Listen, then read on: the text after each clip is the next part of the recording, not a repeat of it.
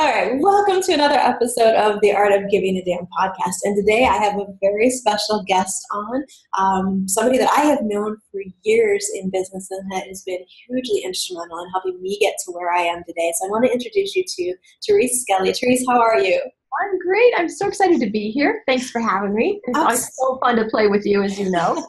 Absolutely. I'm excited to have you on because I know that what you do makes such a difference for the people that are in my audience, for entrepreneurs who are really looking to figure out how to build that business around what they love. So let's start with where you were before you started your business, because you didn't jump into the entrepreneur thing right away. What was your path to getting where you're at? It was like one of those roads, right? So I'll start out. Let me start here. I have an undergraduate degree in criminal justice, and yes, I did work in a prison. Woohoo! Not a lot of people can say that. I know. No. Yay! No. And then I didn't have quite enough excitement, so then I went to get a degree in counseling, where I worked in treatment centers and ultimately my own practice. So, in '87, I jumped ship and said, I don't want to work for an agency anymore. I want to do my own thing. So there's a very big difference between having a practice and being in business. Because I also had a husband that was supporting me. So I saw a few clients, I had little kids, and then I got called to you should go to life coaching school. So I went to life coaching school, which is not a big jump from therapy questions to coaching questions. I thought it was because, I was a little neurotic back in the day.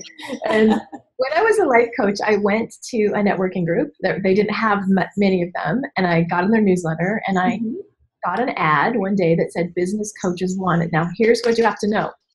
I'd never taken a business class, never read a business book. I jokingly say I used to think Excel was a phone company. I'd never seen a spreadsheet. There was nothing. I literally worked in a women's prison, drug treatment. There was nothing in me that had any understanding of how to grow business. But suddenly my hands are on the keyboard. I'm like, oh crap, I'm applying. So I apply for this job of business coach, and within a day I interview, and I'm like, well, sweet Jesus, I'm a business coach. What do I do? Wow. That's where I was. And so don't tell me that you can't start from scratch, because you totally can. And a lot of what I teach today comes from that I knew nothing. And all the things a lot of peers in our industry are like, oh, I made 6 figures in 3 months. Oh, Jesus, it took me so long. It took me 7 years to get to a place where business was sustainable. And all the reasons why are what I teach today. So it's I got to go through not owning my value, not knowing how to sell, not knowing how to talk about what I did, all that stuff that when you start out selling a service, one thing, if you're selling glasses, it's like a commodity. Right. You are the service. You get bit, right? Yeah, it's different. It's so different, so different. So that's been the journey. Is I was there, and now I'm here. And it's been quite an interesting journey for you. I know, like you said, it took a while. It wasn't like a click a button, suddenly successful, which is what we see people project so often. And sometimes we know the behind the scenes, and we're kind of like, I knew you a few years ago, not to call anybody out, but it's something that I think it puts people into a state of false expectations. They think if they're not immediately successful, what's wrong with me? I see all these other people succeeding. And now that's some of the work that you do with clients now is around those mindset issues and the comparison traps we all fall into. What are the things that you see most frequently that are kind of stopping people from really getting into their business, getting visible, and getting out there? Do we have 4 days? So since we don't, I'll just go quick. Okay. Number one is I just think, I hate even to say this, but there is still living in us, and particularly women, is a need for permission. Right? It's so sad and so wrong. Yeah. But I have women say, I have this idea, but God, I feel like I can't, either we're focusing on, well, I got to take care of my kids, or my husband might be upset, or I da-da-da-da-da. So some of it is, we're not a full-on, oh, heck yeah, because of all the stuff that holds us back. Now, what might hold us back is, what I talked about, and you relate to this too, is you could be the most brilliant person in the room, but you don't own that. And so we can look at it well, everybody already knows how to do that, or I can't charge for that, Right, or right. my favorite, it's already been done. Tony Robbins already said that. There's no place for me, so-and-so. They could do a Google search and find it. Right. So we devalue and talk ourselves out of our unique slice. Right. Part of it. And the other part of it is sometimes you don't know, like, let me back up. When I came out as a mindset coach. Like, I literally thought they would be, hanging me from the tree or something, because Right. I first started in the industry as a marketing strategist. Safe. So we choose safe. We choose like, well, that will sell. I can't sell that. Who would pay for that? So we choose, and it's okay to start as a generalist. It's okay to just throw your thing out there and say, who's biting? But ultimately, you have to get to the point of like I used to say, and I love Adam Urbanski. So I would say, who do I want to stand on the stage with? Adam Urbanski, who I love and adore, or Wayne Dyer? And I'm like, and so I had to ask myself, what do I really, and that was scary to say, I don't really want to talk about being a marketing strategist. I want to talk about personal transformation. So sometimes we can't fully be in our businesses because we haven't said yes to what we're really supposed to do. We say yes to, well, that might work, or the blueprint that coach told me I should do that. Yeah. That is very true. I know so many people who you can look at them and see that they are absolutely brilliant in certain areas, but they haven't made peace with that for themselves, that it's okay, because we all, I think, to a degree anyway, have to fight through that. Who am I to do this? Who am I to say I'm good at X? Or who am I to like you said, stand on the stage next to some of those people? And it does take sometimes outside support to help us figure out that it's okay to give ourselves permission, because you mentioned that too. So often we haven't given ourselves permission, and it can be because of family obligations, because of who we see ourselves as, so many different things. So if you've got somebody that realizes that's part of what they're dealing with, that maybe they haven't fully accepted that it's okay to change direction, to go towards what they really know in their soul they're supposed to be doing, what advice do you give that person? That's kind of multifaceted, right? So I almost could do like mind, body, spirit on this one. So look at mind as in emotions or mindset. Look at what are the little voices that are holding you back. What are you telling yourself? And sometimes it's not even yours. Like, say a lot of women, it's just like, wow, I'm saying this, and I'm like, where did you learn that? So we trace it back. I do so much work with parts, like oh, there's that little scared 3-year-old that talked in front of class and her teacher yelled at her, so she decided she would never speak up. Usually that's unconscious, so it's a little bit like I always say, nobody wakes up on Thursday and says, I think I'll just trash my business. That should be fun. But we have these little unconscious parts running us, and that course, putting the brakes on. So that's the mental part. I think the body part, if you will, sometimes like you just ask yourself, is this mine or somebody else's? So I work with people all the time, Michelle, and it's so crazy. I'm intuitive, so I can find it. But somebody said, let's say, well, I'll never make that, or it's too hard, or women shouldn't make that much money. I'll say, ask your body, is that yours? And I'll be like, I think it's your dad's. And it's like, holy crap, it's my dad's. Okay, loosen him out. Right? So we take on either our ancestors, our culture, we take on our religion, we take on our geography. Very often, if you're like the Midwesterners have very different values about standing up and, celebrating themselves than maybe the West or East Coasters. And then the spirit part is, so figure out if there's a little part, a mental part.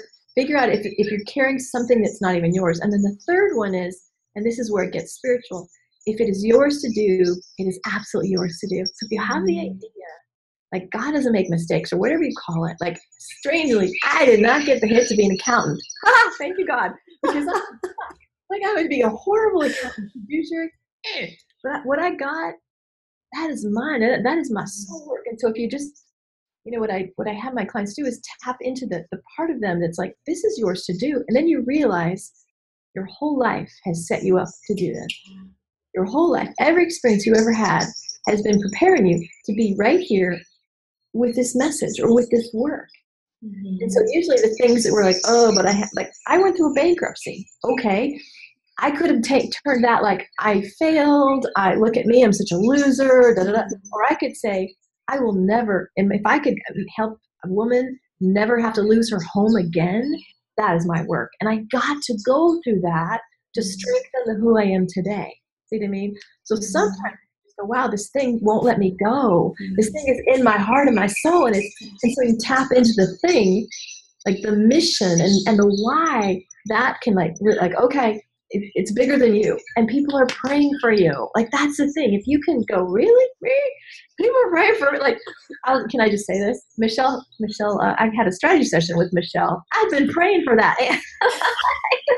I'm going, please, somebody help me clarify what to do next. And so you were an answer to my prayers in that hour we spent. And so just know that whatever you have, whether you're valuing it enough or not, there's somebody sitting out there going, oh God, I need somebody to help me with this. Please send me something. So be that answer to the prayers. Like, okay, I could go on. I'm getting preachy here. So, no, that's okay. I'll keep going. I love that, because so often we get so focused on the everyday things that we've got to do in our business and going down through that checklist of just so many things that we forget the reason we started doing what we do. And really, there are people out there looking for you. They're waiting. They're trying to find you. And if you don't get visible where they can see you, you can't help them. So, and I know that's something you work with clients on too, Therese. That's something that we worked on together, because I've worked with you over the years several times about just different things in my business. And visibility was a big one for me. I know you know my story. We talked about the fact that part of my, I guess, inner 5-year-old just wants to constantly hide under tables. and that is a challenge for a lot of people I talk to, is the visibility piece of things and figuring out, how do I get myself out there, because sometimes it doesn't feel safe. So what are the strategies that you use for people when they're in that space where they know what they're supposed to be doing and they haven't been able to push themselves into doing it because they don't feel safe? Right. Okay. So there's again, multi-part, right? The first one is up here. If you know you're supposed to do that, where I get a little, it's not about you. It's not about you. Because when I teach selling, where people break down is when they focus on the transaction. Like, oh no, but I'd have to charge $1,000. Oh, I don't know if I can ask them to commit to 6 months. Okay. Yeah. Whenever you go transactional, I'm going to charge you X. I'm going to provide Y. It's about you. And that's where your gremlins, those little mindset things that take you out of the game, which is, it's like a vulture. They attack. They all come out. They go nuts. Because you're like, really? You can charge, and they tell you all the reasons why, blah, blah, blah, blah. Okay. Yep. The transactional part that's about you, go up here. And when I say, and I literally, I'm like, you know what? Get off your ass. There is somebody that could have a gun to his head today because the solution you have is not being delivered. Are you willing to step up and say, okay, for the transformation, I can be my bigger self. I can get out of bed today so somebody doesn't have to suffer either what I suffered or what my solution is. So if you think transactionally, you're going to be small and constrict. So just go, oh, and this to me is a spiritual thing. Like, okay, God, bring me the right people. Show me who I'm supposed to get. It's not about me. It's about the mission. Connect to the mission, the purpose. So that's one. Okay. The next one is when I work with clients, I have this, I go, shh. I'm very, like, can you see, I have like little props and, like little hand signals. Okay. I go, no collapsing. Because that's what we do. I was speaking with, actually, she's a dear, dear, dear friend. She's such a brilliant woman today. And she had lost herself. We've been in the industry a long time. So she came to me and I was like, wow, where are you? And what I noticed is that she had taken on other people's energies. And so she was like, it's going to be hard. Oh. And so with her, it was like, you need to do like energy management. So what voices are in your head? Literally go to the mind and the body. What are the voices? One of my favorite quick teaching tools is have a dog, and I know you have a pug. I have my Finley here, my new dog. But if you have a dog and it barks when somebody comes to the door, we know that their job is just to alert. That's all they're doing. They're just like, hey, hey.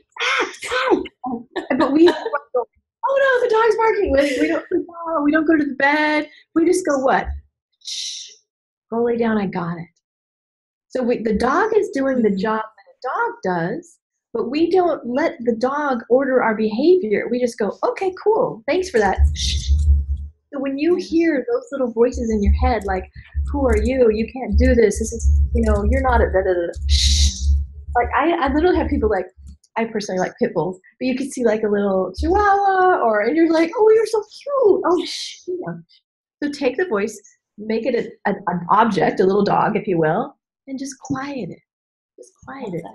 But the work, Michelle, is to somehow, in the middle of whatever you're going through, is to not collapse energetically and stop.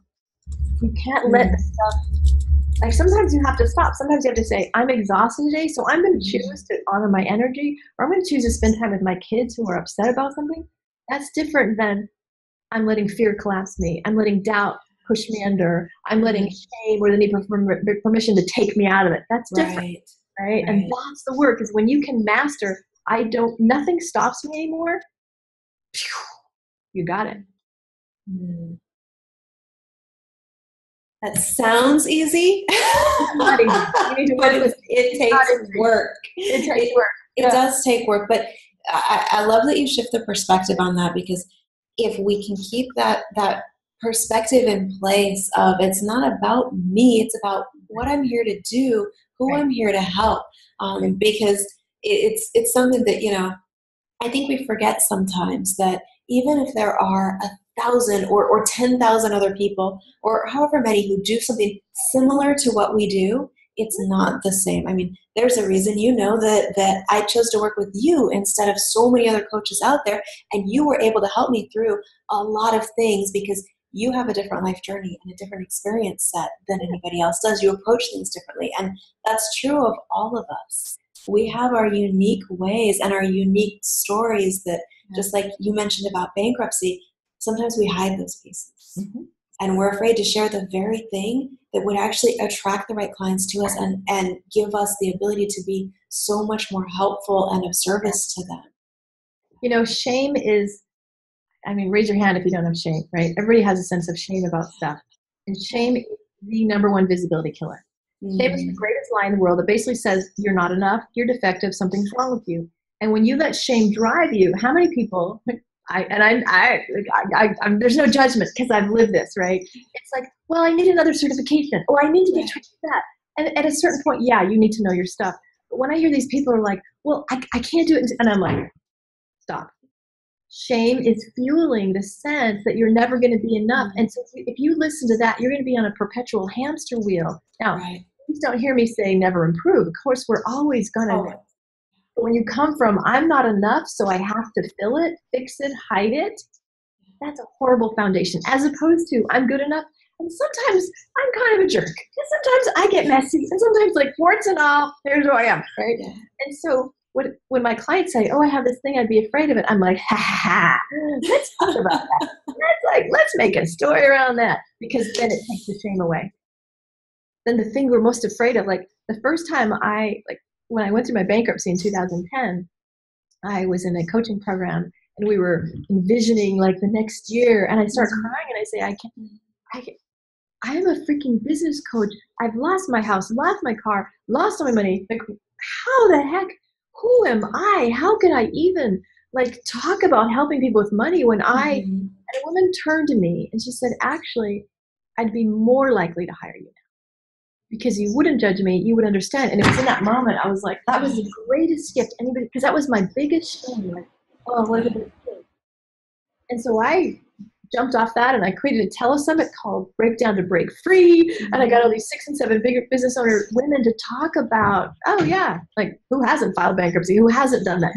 Because it's like, let's stop hiding that stuff. Let's stop letting that keep us in the dark and keep our brilliance from showing. I think sometimes we get so focused on some of the traditional stuff we're taught in marketing, that people have to know, like, and trust you, and they have to, all these different things, when really what people need is to feel and know that we understand them. Exactly. And if they feel safe in the space we create where we're able to say, hey, you know what? If you're going through XYZ, not only do I not judge you, I actually understand what that feels like. I understand how you get there. It's not your fault, but here's how we fix it. It's a different approach to really connecting with people. And I think brings out a different level of foundational work we can do with people when they know it's safe to share those things that they're ashamed of too, because they're in that place. So, and I remember when you did that telesummit, there were some amazing stories that came out of it that, you know, just made you kind of go, okay, everybody is broken. Everybody has messed up stuff in their life, and they're still out there doing it anyway. They're still out there sharing what they're here to share. Michelle, one woman emailed me and said, I was going to kill myself. I was suicidal. But then I heard all these other people talk about their losses. And so I don't feel so, I mean, whoa, that's what we want. And I feel like we're in a different era. You know, 10, 15, 20 years ago, it was like slick. And we had guerrilla marketing where we're like, you know, like handle objections. I just used to I would be disgusted 10 years ago. I'd be at these events and they'd be like, here's a screen capture of my $1 million and here's me on the, you know, Ritz-Carlton, and like, you know, it was so false. It was so, and I understand it was like, here's what's possible.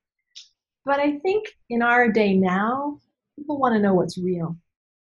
And especially like I love the direction, you know, like the empathpreneur, like we're not the slick, shiny. I think the market is sophisticated now. We're like, yeah, that's kind of bullshit. I'm not really buying it. Yeah. They want to know like, wow, I have like you're going to be a person, like you said, that can understand, not judge, and they want more access. They don't want slick. They want, will you be there? Will you email me? Like, and the more you can show yourself, I think you got a heads up. Now, I will say, I lead very relationally. Like, you see me in person, you see me all kinds of places. I'm just the same. I'm not like, I got to put my work self on. You know, with other people, and sometimes I swear and I'm sassy and I'm goofy, but that's just me. And I'm very comfortable leading relationally. Some people lead more business first, business, then you get in and get a little relational. So I'm not saying you have to do it a certain way, but for visibility, you got to show who you are, and don't try to do it like, oh, Michelle Tree said I have to share all my dark secrets. That might not be it, right?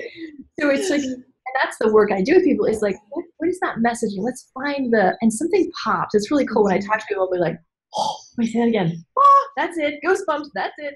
And so then we create a story or a narrative around, this is the journey. This is why I'm different. This is why you should hire me. So it really creates more trust when you be who you really are and not some contrived, well, my coach said I had to say this.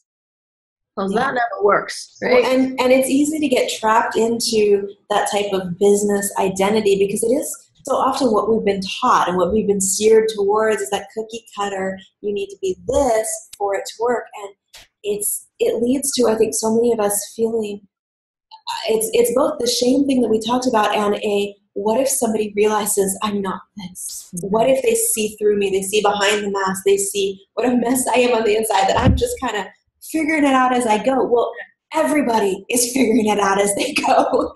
And when you share more of your authentic self, like Therese is saying, then you don't have to worry about that anymore, because it's kind of like, well, yes, but I already shared that. You already knew that about me. It's right here. And it just becomes a different way to approach your business. And it's not necessarily about sharing the deepest, darkest secrets you have. I know you've probably got secrets. I know I've got secrets that I've never publicly shared on a webcast or from a stage, but the ones that relate to the work I do and that help people see, this is where I started from. Yeah. If I can get from here to here, you can get over here. Right? And those kind of things are inspirational to the rest of us, because we look at it and go, oh, okay, this is possible for me. Yeah, that's great. Well, you know, I always, like, if there were 100 of your competitors in a room, why should somebody hire you? And that's a great question. It is. That points to, why? And most of us say the wrong thing. We say stupid things like, well, I care about my clients. Okay, well, I should hope so. And I hope everybody does. Exactly, right? And so the things that you're saying, well, you can hire me because I'm reliable, and I'm like, I should hope so. And so if it hasn't, I should hope so, can it? But if you think about it, Michelle, let's say you were going to hire a web designer and 100 of them are in the room.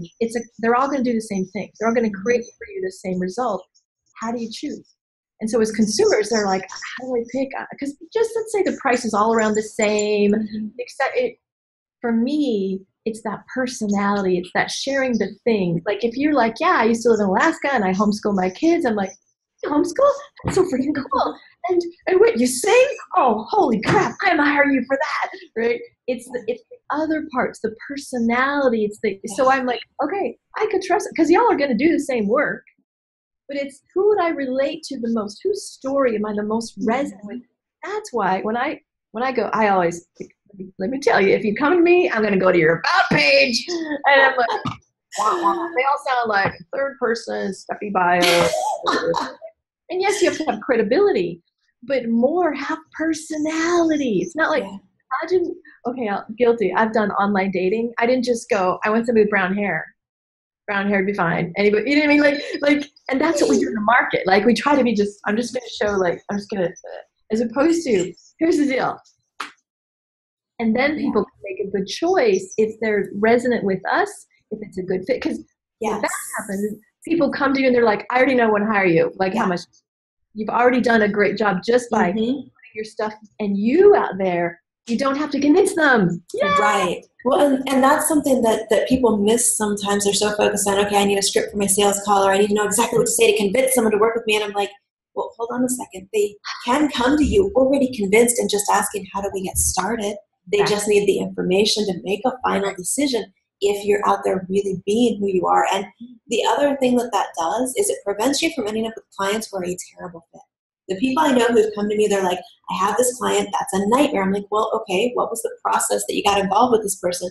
Well, they thought I was going to do X, Y, Z, and they seem to think I was this version of me. I'm like, okay, so how do we make sure that more of the real you is coming out in a way that those people who because some people we don't get along, right? That's okay. There's other people they can work with.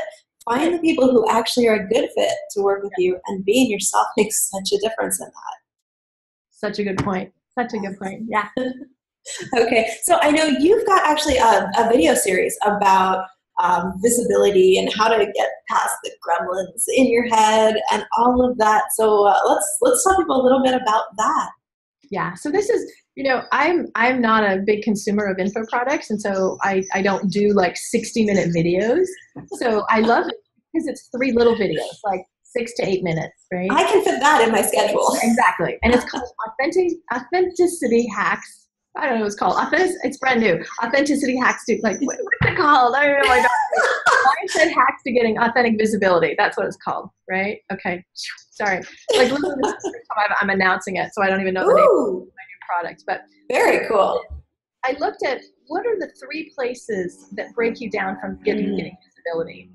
And the first one is the little voices in your head. And we all have them. We all have them. And so how do you? So I do one video on that. And the next one is perfectionism. Like I can't do, it's not perfect. I can't get out there because that's a huge one. It is.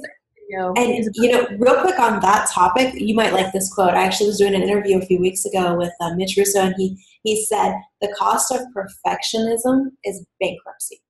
Oh. The cost of perfection is bankruptcy. I thought that describes it. We have to figure out how to deal with that, because otherwise we do end up with a business that doesn't work. That there aren't any products out there. There aren't any us out there because we're not perfect. We're human. Well, in the third video, the reason you have a perfectionism is because of shame. Mm-hmm. See, if you think it's okay, like I can show up today, my hair, it's a little messy. Whatever, or I might have sworn, who knows, the dog barked, good enough. Because I don't have the little voice in my head that says I'm not enough and what are people going to think? Yeah. I've worked through that. So if you can eradicate or manage the shame, perfectionism is an issue. Now, that doesn't mean you're going to be a sloth and throw crappy shit up. You're going to have standards, but you're going to say, you know what, it's good enough. It's a beta. It's good enough. Or you know what, I can also do a revision in it, but it's good enough. The people that are in that loop of like, it's never good enough, never good enough, blah, blah, blah, blah. I'm going to show one time, this is funny. I had a client that said, I think the problem is that I need a business plan. I said, okay, she's kind of analytical. And I'm like, okay, that's fine. We worked on it. She comes with a 240-page business plan. And I'm like, honey, I love you. I can't read 240 pages. My brain will fry. And that is not like, we need a cliff note thing, okay? Because you're not going to have a relationship with 240 pages. 240 pages. So she comes back with 40 pages. And I'm like, dude, a few months later, she said, I just did that to hide. Like that was a strategy. That was me telling me I'm not enough. Yeah. And it was pumping out, and you need a business plan, and you need to, that's an example of perfect. So she held her business up for 6 months, writing a business plan, because the shame voice in her said, you're not enough, it's not good enough, as opposed to just put up a product. Then we can test it. Then we get feedback. Then you see what works. So if you can handle the little voice, the perfectionism, and ultimately the shame, gotcha. And that's the product. It's really fun. Well, and you guys can find that at happyinbusiness.com/get visible. All one word, all lowercase, happyinbusiness.com/get visible. And there'll be a link below the video or the audio that you're listening to right now. It'll be in the show notes for you. So make sure you click that and grab those videos and share them with anybody else you know in business who's struggling with these things, because these are not things to be ashamed of. These are things that we all struggle with from time to time. We all have those voices in our heads. We all deal with it's not perfect yet. And we all have shame around different things that have happened in our lives, whether they're our choices or whether there's something else that's happened. But you really do have to be able to get past those if you're going to help the people that you're here to help. Because if you're not visible and they can't find you, like Therese said, they're praying for the answer that you have. And if you don't get past your own stuff so that you can get out there and get seen by them, then you're leaving them without that answer to their prayers. And I know that's not what I want to do in my business. I know that's not what you want to do in your business. You want to get out there and be able to help people. So make sure you go, again, it's happyinbusiness.com/get visible. You can find access to the videos there. So I'm excited. This is the first time you've shared this video series. Yeah. Does that mean I was the first person to opt in? I don't know. I know. Let's see. No, I've never proclaimed it this way before. So that's why I'm like, wait, why don't I know this title? That really, see, I could be totally into that, or I could say, it's just Therese being Therese. Whatever, who cares? It's good enough. There really is a place where you have to be able to say for yourself, I care about what I'm doing. This is good enough. If something breaks, if something goes wrong, if something's missing, I know I care enough to fix it. So I'm going to get it out there like it is and let it start helping people. It's hard when you're constantly trying to be perfect, because I don't think it's possible. Not you will. It's miserable. You really will be miserable. Yeah. When you're trying to hide yourself behind a mask of perfection because you're worried what other people will think. It is just constant stress and worry that somebody will see through you. And guess what? Some of us actually can already see through that. So, even with the goofy stuff that you've gone through, it's okay. It's still lovable. Right? And I think that's why so many people who are more empathic and more sensitive struggle more with the whole somebody's going to see me through me, because you can see through other people. And realizing that if you'll just be yourself, you don't have to worry about that anymore, gives you a whole different kind of freedom in your business. Michelle, I hear from my clients all the time. They love when I get real. Like I had a couple deaths. I've had some deaths in the last couple of years.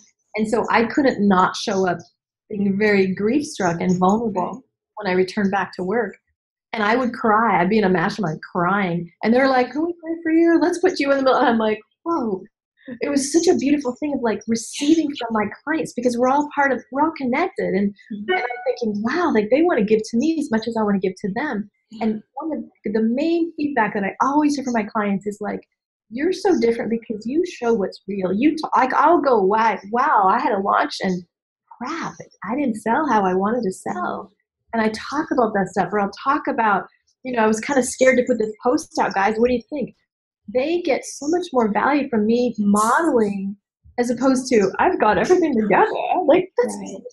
And maybe people want that. My people don't. Right? Yeah. So don't be afraid to share. Don't be afraid to say, wow, I sent that email and nothing happened. That was weird. That's kind of weird about it. Just be afraid. Yeah. Well, it's one of those things that I think when people are real and share things like that, the rest of us go, oh, okay, so it's possible to fall on your face, get back up, and make it work. It's not just me. Because see, shame will tell you you're the only crazy one. Right. I would say, were you there? Because you weren't at that one. I did a retreat one time. You've been at one of my retreats. You come back Yes. next year. Oh, absolutely. But I did a retreat one time where I literally had a shame party. And I Oh, said, okay, wow. you keep things on the inside, let's put what's on the outside. And so I had them dress up. And one woman wore like, I had an abortion. Another woman wore like, I had affairs. Like the things they were most ashamed of, most like, oh my God, if somebody knew. And I had the women walk around and say, would you love me even if I had an abortion? Would you love me even if would you love, like the thing that the woman was most, and it was, I mean, it was very intense, but it was so beautiful to be loved in a place where you feel so like, who could love me here? It was so powerful. So I don't know how we got there, but that's an example of don't be afraid of it. You know?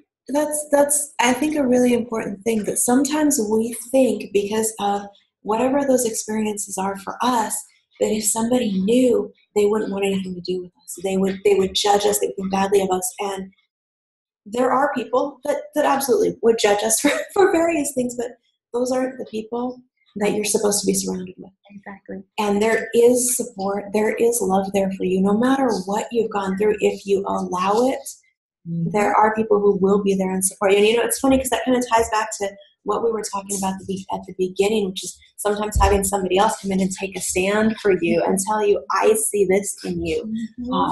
And it's so easy to forget that no matter what decisions we've made, what's gone wrong in our life, in our business, in whatever, that we are still amazing, unique people here with a gift for the world. And there are people that love you for that, for who you are.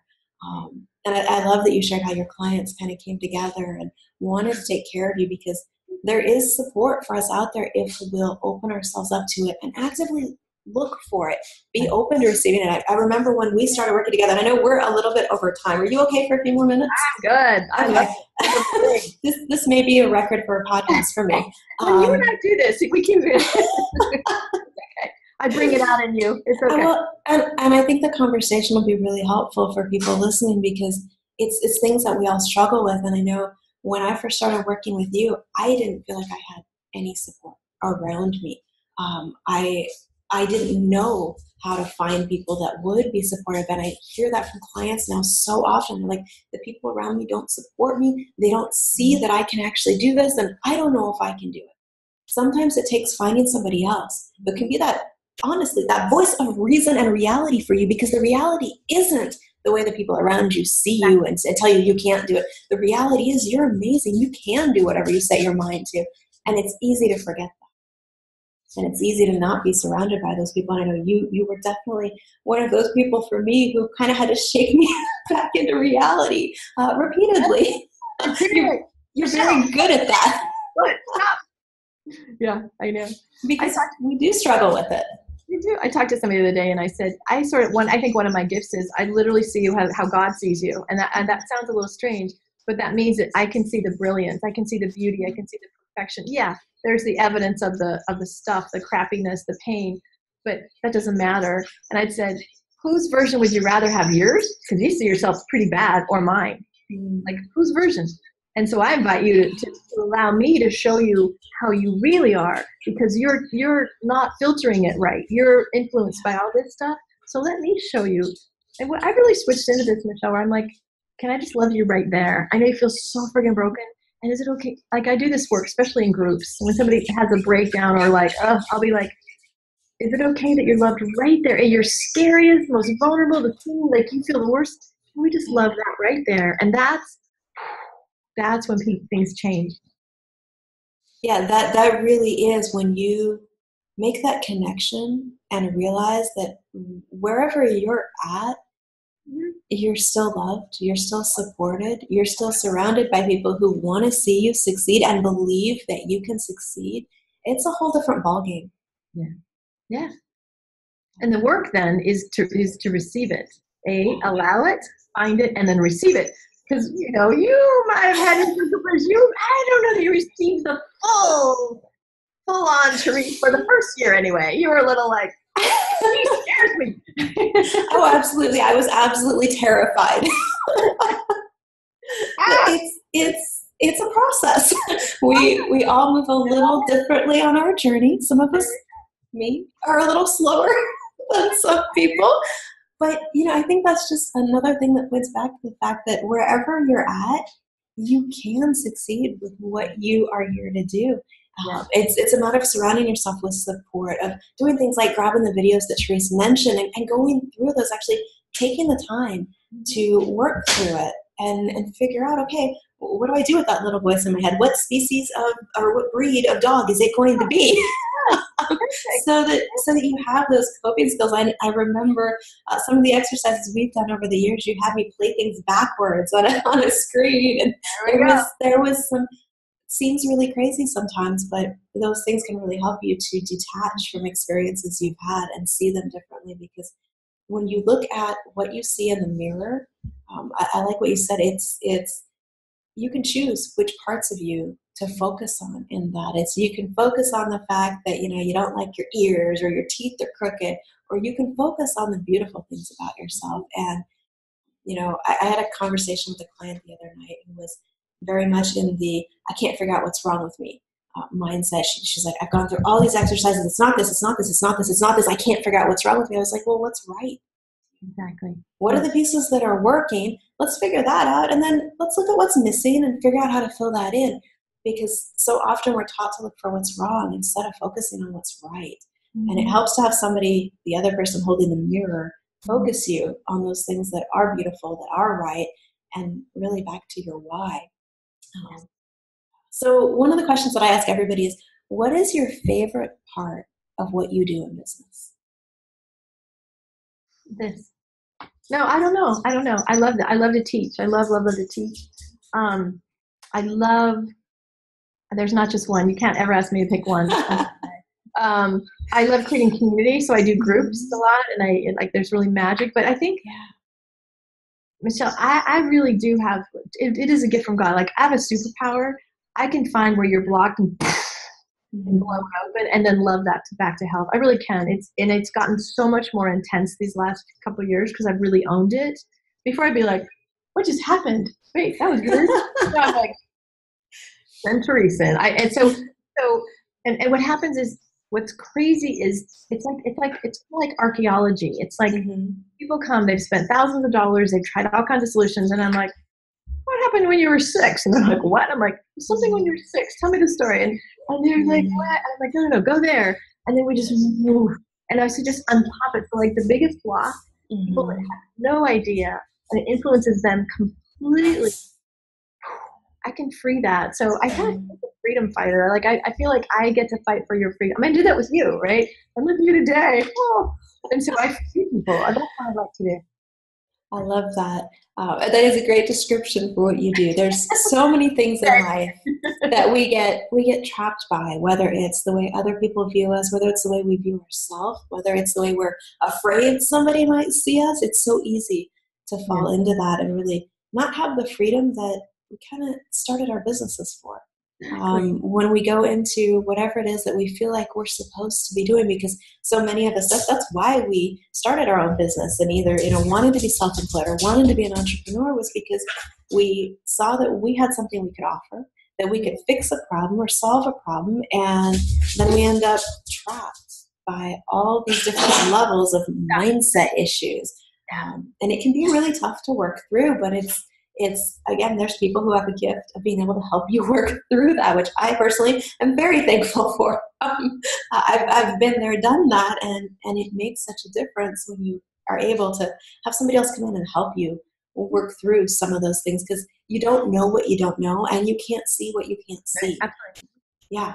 It's somebody asked on Facebook the other day, I said he had just gotten in an argument with people about whether they needed a coach.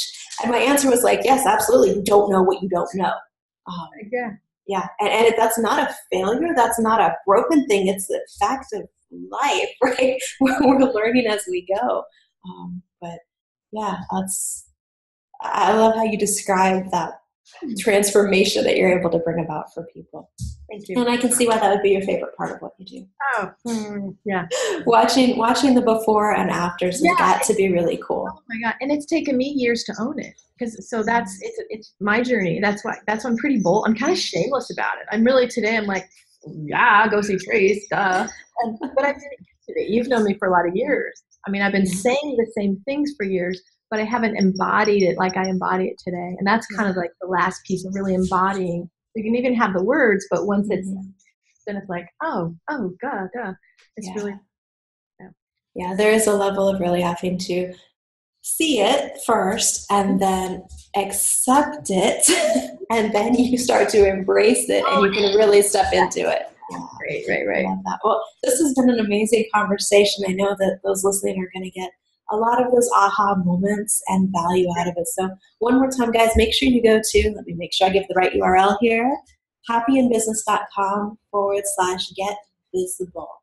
That's where you can find the video series. You also find all sorts of information about Therese. If you check out her website, you can connect with her there. Send her a message. Let her know what from this podcast was helpful to you. Or you can leave us a comment.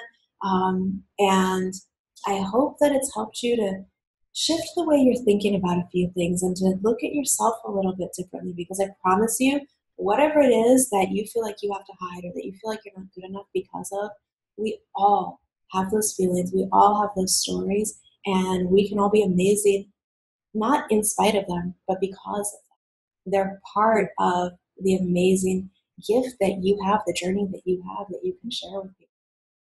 That's wonderful. Really well said. You're so good.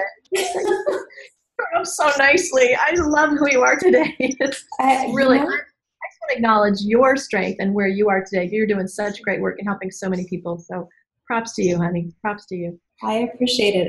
You know firsthand. It's been a journey, and sometime we might have to get on and share a little bit more of that, because I think it'd be a good example for people of what can happen when you make a different decision and you get the support you need to do that, because you absolutely can create a different life. Great. Thank you so much for joining us today. I appreciate you being here and your a little bit extra time. I love to do this. So, all right, guys, make sure that you click subscribe wherever you are either watching or listening to this podcast so that you don't miss the next episode. And thank you for tuning in today.